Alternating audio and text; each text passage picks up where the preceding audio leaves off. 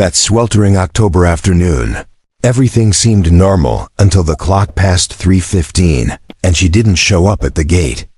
The school bus had already left, the hallways were empty, and the courtyard was silent, but her backpack was still on the cement bench, as if it had been hastily forgotten. It was at that exact moment that the mother's heart began to ache in a different way. It wasn't just worry, it was something deeper, more instinctive, something screaming from inside her chest. Something terrible happened to my daughter. Throughout the entire walk to the school, the mother tried to control her breathing, as if slowing it down could ease the anguish. Cars passed by, people talked, the world went on as usual, but inside her, everything felt like it was collapsing. When she turned the corner and saw the backpack leaning on the bench, alone, with the zipper half open and her daughter's notebook exposed with her name in childlike letters on the cover, the ground seemed to vanish beneath her feet. It was as if time had stopped right there. The school was about to close the gates. One of the staff members said he had seen the girl leave through this side gate, alone, like she did on some Wednesdays, but no one else saw her after that. No camera, no neighbor, no noise, nothing. It was as if she had evaporated into thin air just 5 blocks from home. And there began the greatest nightmare of that family's life. The father, who worked at a local garage, dropped everything when he got the call. When he arrived, he saw the mother kneeling on the ground next to their daughter's backpack, holding it as if it were the child herself. He said nothing, just dropped to his knees too, eye to eye. They both knew the time that would follow wouldn't be just a search. It would be a dark passage where hope and despair would battle every single day. The girl's name was Emily. She was 9 years old and had a smile that could charm anyone. She was the kind of child who drew rainbows with careful handwriting and wrote "I love you" on the back of her school tests. She dreamed of becoming a teacher, wore colorful ribbons in her hair, and said that, "One day, I'll change the world with kindness." She grew up in a simple family full of affection. She was much more than a face on the news. She was an entire universe of possibilities that vanished without explanation. The house they lived in was never the same again. Her bedroom remained untouched, as if they expected her to return at any moment. Her drawings were still on the walls. The pink bedspread still had her scent. Her last pair of sneakers, with a small purple paint stain, still sat next to the bed. The mother slept holding her daughter's shirt. The father wandered the house during the night, opening drawers as if searching for some invisible clue. The police might have missed Dot in the first days. Hundreds of people joined the search. Volunteers, neighbors, school friends, all scoured the area with posters, shouting her name as if the sound could bring her back. The police launched an operation. Tracking dogs, helicopters, investigations. Everything seemed big, hopeful. But nothing worked. Emily seemed to have vanished from the world, like a book torn from the shelf and burned without leaving ashes. As the media covered the case and spread the girl's face across newscasts, the family sank into a grief without a body. It's a kind of pain most people can't comprehend. A constant silence where the heart wants to believe she's alive, but the mind keeps imagining 1,000 horrible versions of what could have happened. It's a battle between faith and reality that slowly eats away at you. Time went on. Days turned into weeks. Weeks into months. And the months piled up like layers of dust over a pain that never stopped screaming. Her birthday came. The mother bought a cake, placed it on the table, lit the candle, and cried in silence while singing alone. That day, the father sat outside the house, on the ground, staring at the sky. He didn't say a word, just stayed there, as if waiting for some sign from anywhere. The investigations continued, but with less and less strength. The police began treating it as a possible kidnapping followed by murder. No ransom request, no solid clues, only theories. The detective in charge said it was the kind of disappearance that hurt the most, the one that leaves no trace. The family refused to accept it.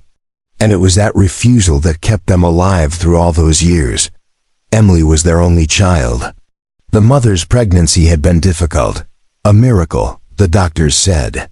That's why every detail about the girl was treated with reverence.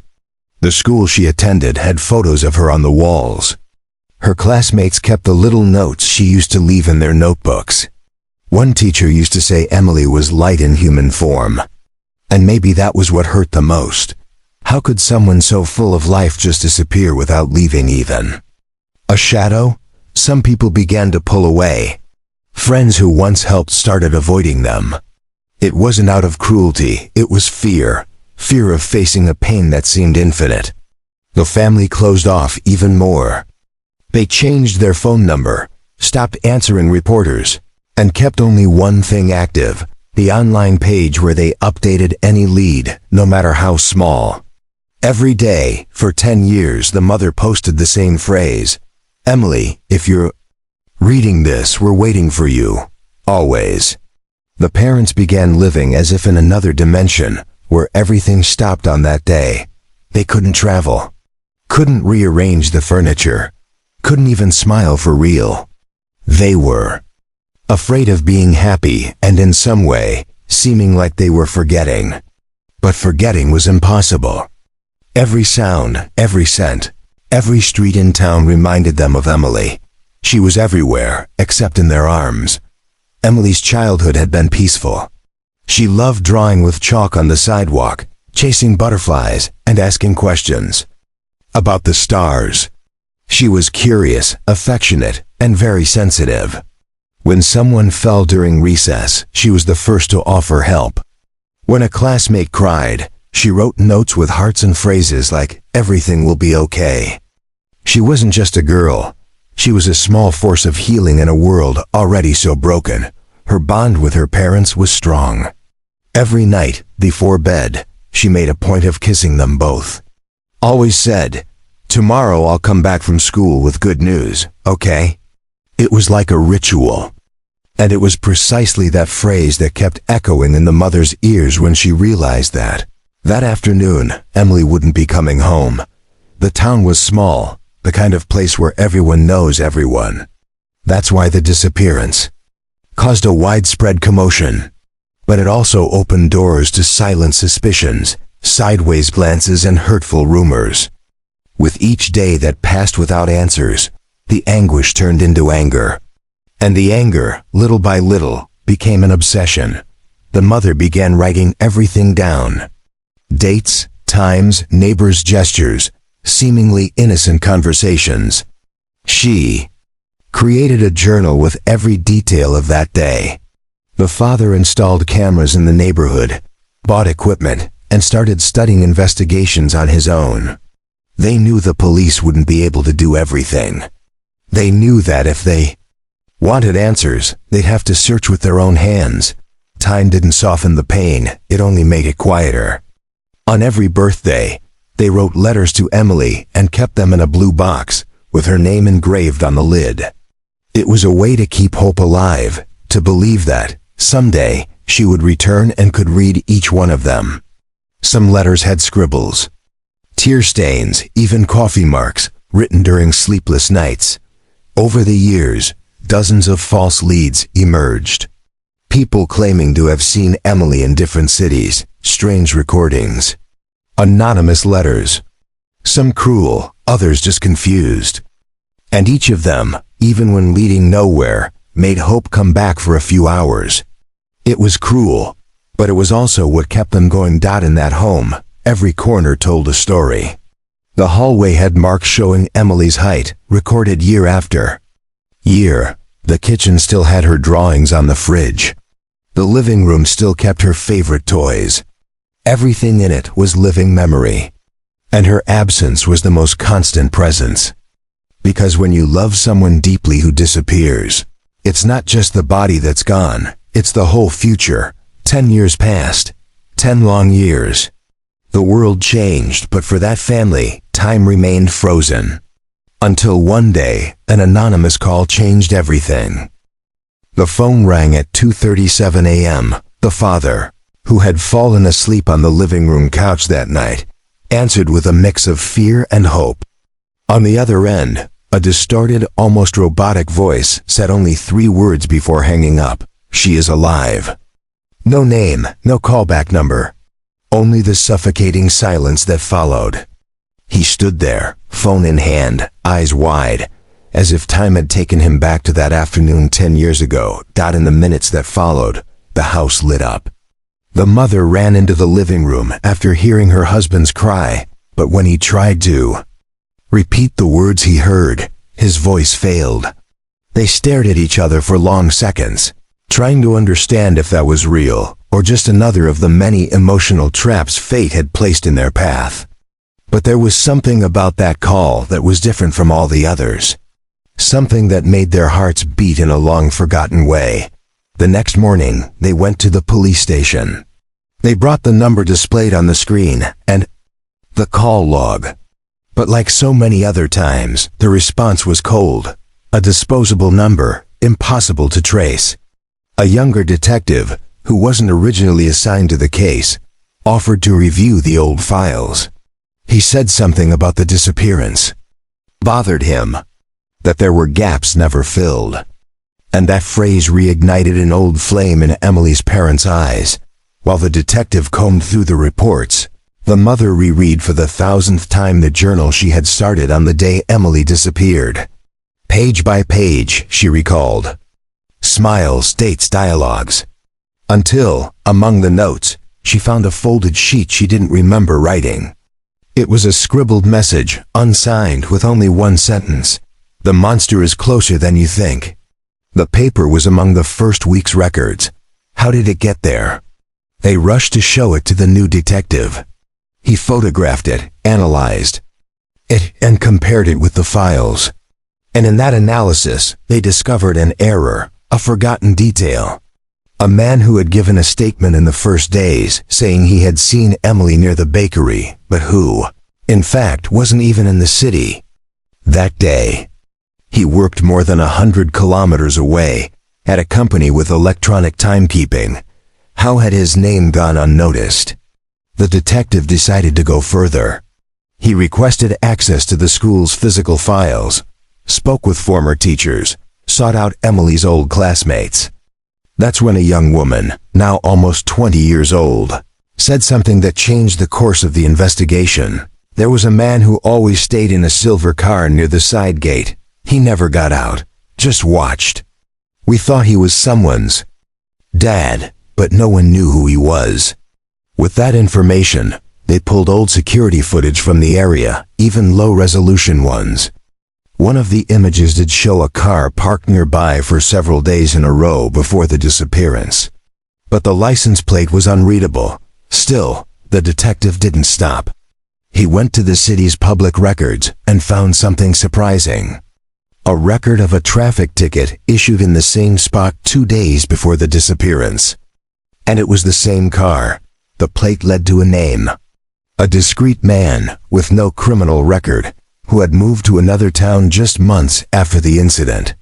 He now lived in a rural area, isolated, nearly unreachable.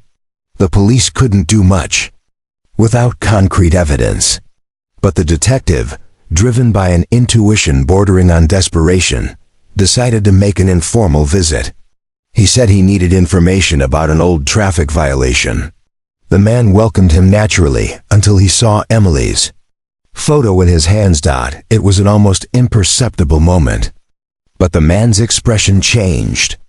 A slight twitch at the corner of his mouth, a slow blink, a strange pause between sentences. The detective noticed but didn't show it. He thanked him and left.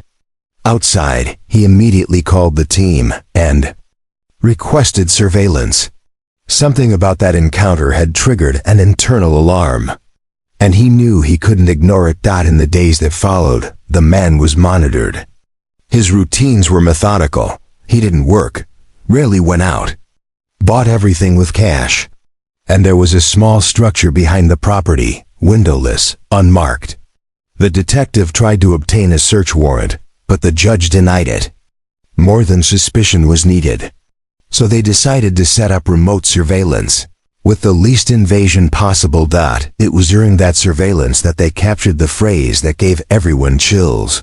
She's used to it now. She doesn't speak, but she hears everything. Said over the phone, in a low voice, with the same distorted tone as the call the family received. That was the missing piece. In less than 24 hours, the property was surrounded. Armed police, specialized teams, ambulances on standby. It was the moment Emily's parents had waited for an entire decade.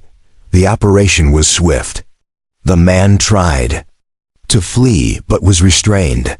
Inside the structure, they found locks, an old mattress, an outdated TV, and in the corner, sitting with her eyes fixed on the wall, was a young woman with long tangled hair, pale skin, thin hands. When the light hit her face, there was no doubt. It was Emily, but not the Emily they remembered. She was someone time had reshaped, marked by trauma and silence. The news spread across the country within minutes. Girl missing for 10 years. Found alive. It was the kind of headline many no longer believed possible. But behind the miracle were deep wounds, unanswered questions, and a trauma even time might never fully heal. Emily didn't speak in the first days. She only looked. Observed everything as if she were in another world. As if her soul hadn't yet left the place it had been trapped in. Her parents, upon seeing her again, didn't know how to react. They wanted to hug her, but were afraid of breaking her. Emily blinked slowly when she saw her mother, then her father, and then a single tear rolled down from the corner of her right eye. It was the first sign. The first gesture that showed that, as broken as she was still there. The man was arrested, but remained silent. He didn't reveal how, why, or exactly when it all began. He said only one sentence at the trial: she was special. It echoed like a cruel sentence. A sick compliment that made it even clearer the kind of mind behind that tragedy. The town was in shock. People wondered how someone like that had gone unnoticed for so long. But the harsh truth was, he never drew attention, and that was exactly what he wanted. As the legal process continued, Emily began a long treatment. Psychologists, psychiatrists, exposure therapy, everything possible to rebuild a shattered identity. Every small achievement, a smile, a word, a look of trust, the family celebrated as miracles. And in a way, they truly were. Because, after everything, she was still capable of feeling. During that time, Emily began drawing. At first, meaningless scribbles. Then more defined shapes. Until one night, she drew a house with flowers on the window and 3 people holding hands. It was the first time she expressed the desire to return. Not to how things were, but to a place where she could be herself again. The school held a symbolic ceremony. The mural with Emily's photo was covered with flowers and messages. Her classmates, now adults, wrote letters that were delivered to her in silence. Each one told memories. Small childhood recollections that would help rebuild a stolen life. And she, even without speaking, read each one with teary eyes. But one mystery remained. The police began investigating how the abductor knew so much about the family, how he managed to act unnoticed, how he manipulated everything for so long. And it was at that point that the cruelest truth would come to light and change everything again. When investigators began analyzing the kidnapper's files, they expected to find a pattern, maybe hidden photos, anonymous records, physical evidence. But what they found was far more disturbing. An old notebook with a faded gray cover, filled with dozens of handwritten pages, and each page began with Emily's name. It wasn't a regular diary. It was a kind of personal manual, as if he had created an alternate version of reality in which Emily had never disappeared, but had lived with him. By choice. The first pages detailed the days before the disappearance. Descriptions of the path she took to school, exact times, habits, even the conversations she had with her friends. The accuracy was chilling. He wrote as if he were an invisible observer of her routine. And in a way, he was. With each line, investigators realized he hadn't just planned the kidnapping. He had studied and meticulously designed every move with coldness and patience. In the middle of the notebook, a name began to appear repeatedly in disjointed notes. A name that hadn't shown up in the original case records, the substitute principal of the school, who had temporarily assumed the role during the very week of the disappearance. She hadn't been investigated at the time, held the position for only a few days, then was transferred and never again connected to the case. But there, amid the kidnapper's ramblings, she appeared frequently, described as someone useful, accessible, part of the plan. The detectives tracked down the woman, now retired. When confronted, she denied any involvement. But the look of surprise on her face upon hearing that her name appeared in the notebook didn't convince anyone. The detective realized something had been buried. So he pulled her history. He discovered that, years earlier, she had worked as a social worker in the same city where the kidnapper had lived before moving. There was indeed a connection, one that had gone unnoticed for an entire decade. The reopening of the case triggered a new wave of attention. TV programs, podcasts, documentaries, everyone wanted to understand how a solitary man and an apparently ordinary woman could have collaborated in such a cruel crime. Emily's father, upon learning of the connection between them, felt a kind of rage he'd never known. It wasn't just pain, it was indignation. How did no one see this before? How could they have trusted people who harbored evil inside them? But the most devastating blow was still to come. An anonymous report sent to the police via email contained 3 old low-quality videos. In the videos, a camera discreetly positioned in a small room recorded Emily being interrogated by a female voice. The woman, hidden in the shadows, asked manipulative questions, told her that her parents no longer loved her, that the outside world was dangerous, that she was safe there. It was a slow and constant brainwashing. Forensic experts confirmed the voice belonged to the principal. The woman who was supposed to protect children had become an accomplice to a devastating crime. Emily had been taken, but first she had been emotionally dismantled, convinced that she had been rejected. That's why, even after being found, there was so much silence inside her. Because in her mind, her parents might have been the villains. And the prison where she lived for a decade, a kind of refuge. When the parents watched the videos, they collapsed. The mother had a nervous breakdown and had to be hospitalized. The father, in shock, went days without speaking. Because there, before their very eyes, was the cruelest theft. It wasn't just their daughter's body that had been kidnapped. It was also her soul, her identity, the memory of the love that had always surrounded her. It had been a decade of lies planted day after day, like silent poison. The principal's trial began. The evidence was irrefutable. But her defense tried to argue that she had been manipulated, that she was a victim too. They claimed mental health issues, memory lapses, psychological influence. The strategy outraged the entire country. Because no one wanted excuses, they wanted justice. And justice for that family meant every person involved had to have their name and face exposed to the world. Emily remained in therapy. A new specialist was brought in. Someone who worked with post-trauma identity reconstruction. The process was slow. But during one specific session, something happened.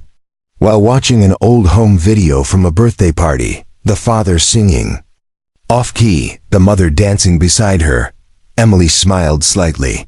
It was the first sincere smile since she returned. The entire medical team went silent.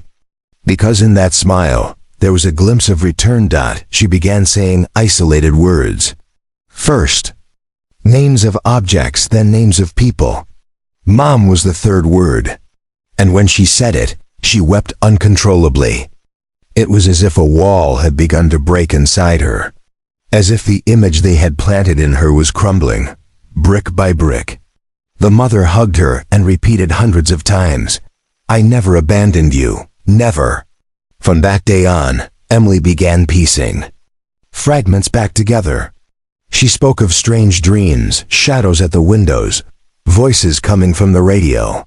Some memories were mixed with fantasy, others had traces of reality.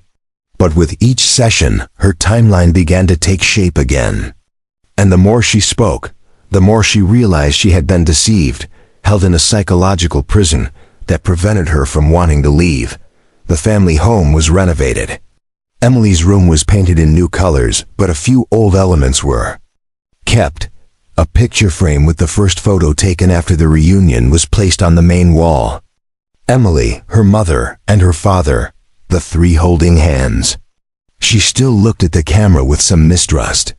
But there was something there, a bond that was beginning to be reborn. And for that family, that meant everything. The kidnapper was sentenced to life in prison without the possibility of appeal. The principal received a similar sentence. The verdict was read in silence, in a courtroom full of journalists, cameras, and emotional spectators. At the end, the judge made a comment that went viral. Not only was her freedom stolen, but her entire childhood. And that, not even justice can return. The phrase spread across the country and reignited debates about child safety, mental health, and the role of schools. But while the world debated, Emily began writing. A new notebook, blue cover. The first words were written in trembling letters. "My name is Emily. I am real. I was loved." And with each line, she was reclaiming what had been taken. Her childhood would not come back. But the possibility of a future was beginning to grow. Like a stubborn sprout breaking through concrete. The city mobilized to create a foundation in her name. A support space for families dealing with disappearances. Emily wasn't directly involved yet, but she authorized the use of her name. Said that someday she wanted to tell her story in her own words when she was ready. And that, for her parents, was already a miracle. One night, while her father watered the plants in the backyard, Emily quietly approached. She sat beside him and said only, "You waited for me the whole time, didn't you?" He didn't answer, just hugged her. And the two of them stayed there. No words were enough. But no words were needed. Later that night, already in her room, Emily looked up at the ceiling and whispered, "There's still a lot of darkness inside, but I'm not alone anymore." And that was the first night in 10 years that she slept with the door ajar, without a lock, without fear. Because now she was coming back, not to the past, but to herself. As Emily recovered fragments of her identity, the gaps in the story began to fill with disturbing details. During a quiet session with the psychologist, she mentioned the box. She said the box held the forbidden words, and that the man would get furious whenever she tried to open it. The therapist, with great caution, asked what was inside. Emily simply replied, "Truths she didn't want me to remember." When the investigators learned about the box, they returned to the property where Emily had been held. After hours of searching the place, they found, under the floorboards of the structure, a hidden compartment. Inside it was a small, rusty metal box with a broken lock. Inside the box were several old papers, photos burned around the edges, and a series of letters. All addressed to Emily, all signed by her mother, but never delivered. Forensic analysis confirmed those letters had been intercepted by the kidnapper. Over the years, the mother had written to her daughter and left the letters with authorities, support programs, and even NGOs that worked with missing persons. Letters filled with love, hope, and details of daily life, like the new garden, the birthday cake, the flowers Emily liked. The kidnapper had gained access to all of it and kept them as trophies, denying her any contact with her real past. Emily read every single letter, and in doing so, cried for the first time in front of her parents. She cried not out of fear, but out of emotion, because there was the concrete proof that everything they had told her was a lie. that her parents hadn't abandoned her, that they had never stopped searching for her, that their love had endured time, pain, and silence. It was one of the hardest sessions, but also one of the most liberating. From that moment on, Emily's days began to gain a new texture. She started cooking with her mother, helped her father in the yard, laughed at jokes that once felt distant.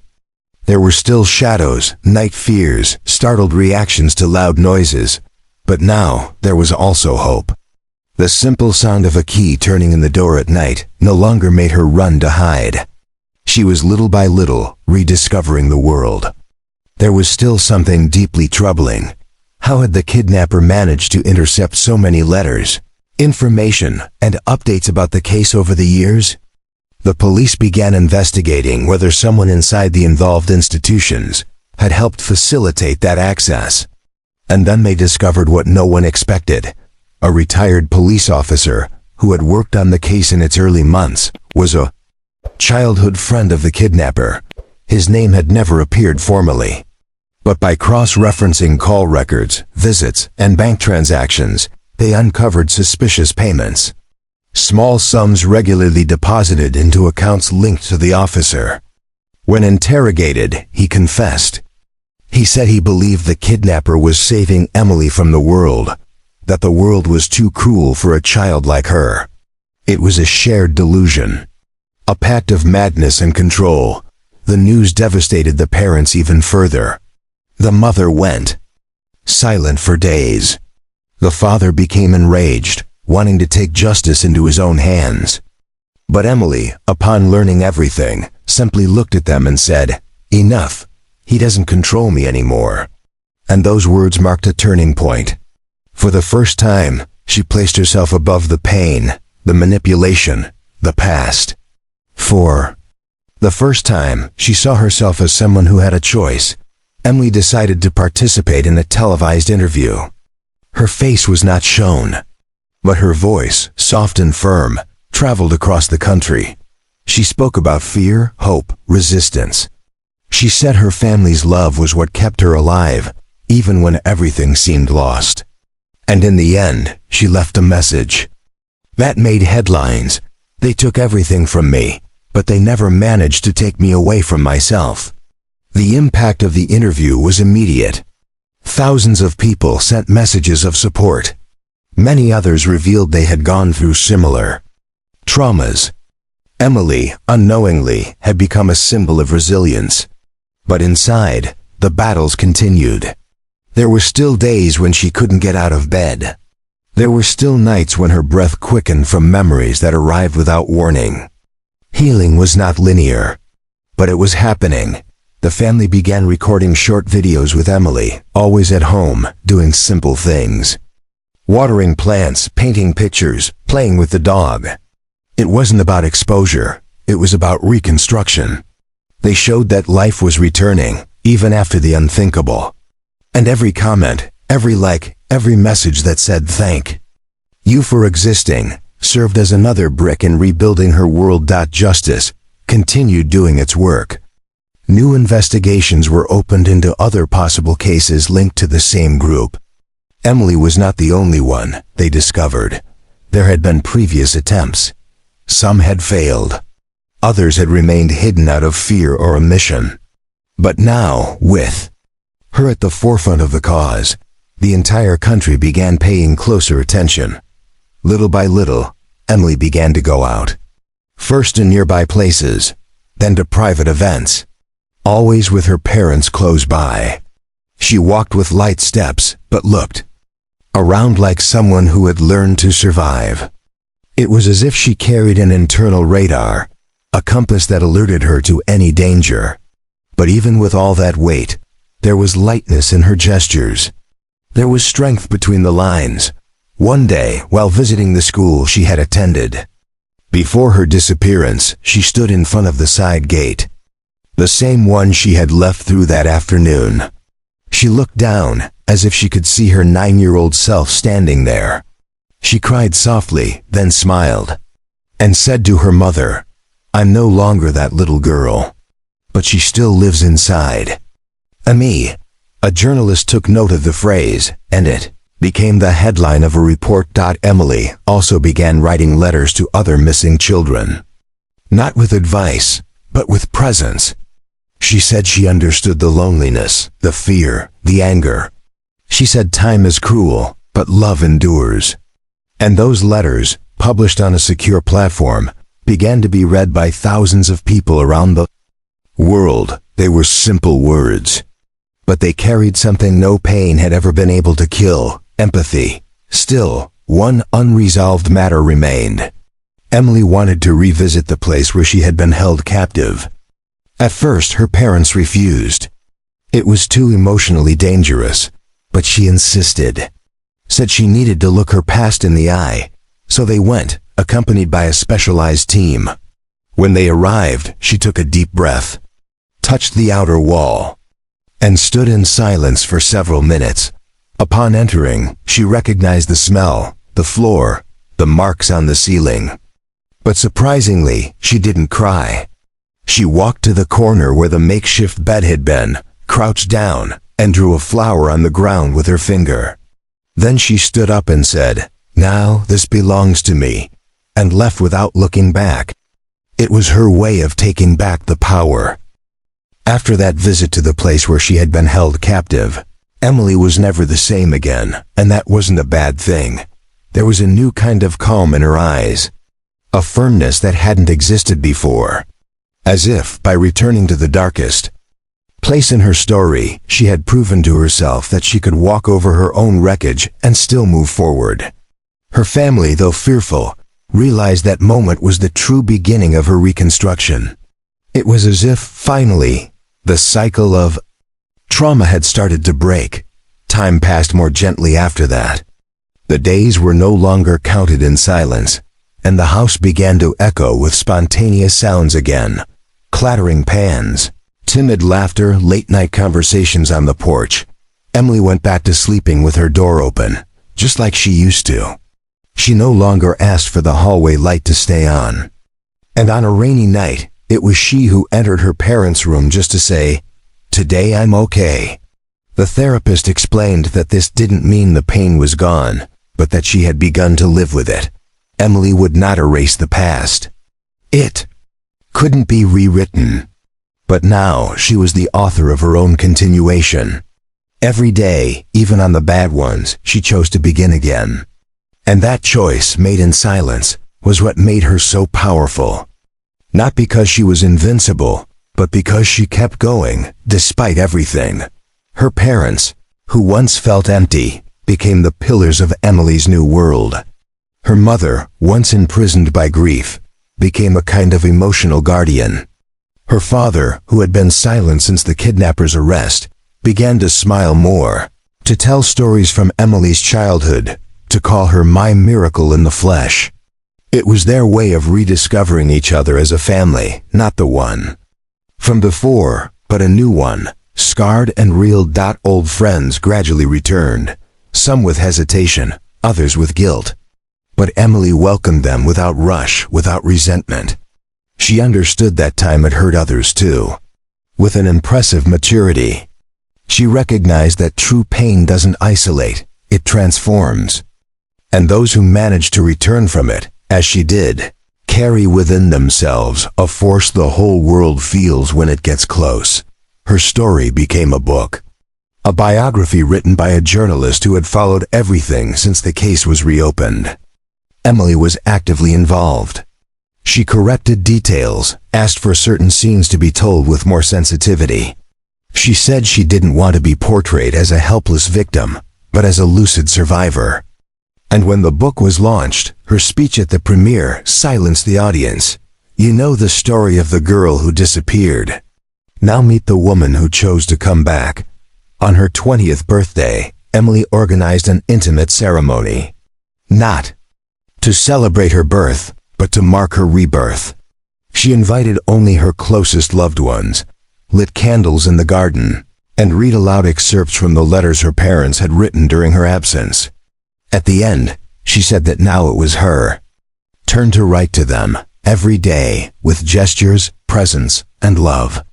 It was her way of thanking them for never stopping the search, even when the whole world had already given up. The school she once attended installed a plaque bearing her name, not as a memorial to tragedy, but as a symbol of courage, a support. Space was created inside the building, with psychologists, conversation circles, and a mural where students could write about their fears. Emily visited this space and left a small yellow note with a single sentence. "You are not alone. I thought I was too." The judge who presided over the final trial of the accomplices stated on national television that the case had changed his career, that he would never again judge a victim solely by reports or testimonies, but by their silence. Because it was in silence that Emily had cried out for help for years, and it was in that silence she had also survived.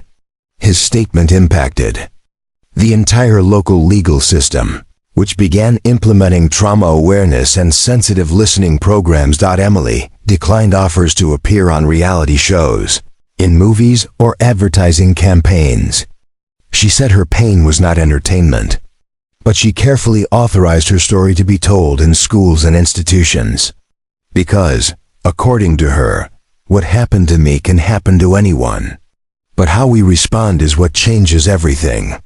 Her words echoed like a lesson that can't be taught in books, only in the flesh. One day, an 8-year-old boy who had attended a presentation about Emily's case went home and told his mother that a stranger had been trying to talk to him every day near the school. The mother called the police. The man was arrested, and it turned out there had been prior reports against him. When Emily heard about it, she cried. For the first time, not out of pain, but from realizing that her voice was already saving other voices. At 21, Emily decided to move to another city. Not to escape, but to start over in peace. She took only a few things: the blue notebook where she wrote her memories, a photo of her parents, and the last letter she had written to herself. In the letter, she had written, "If one day I forget who I am, come back here.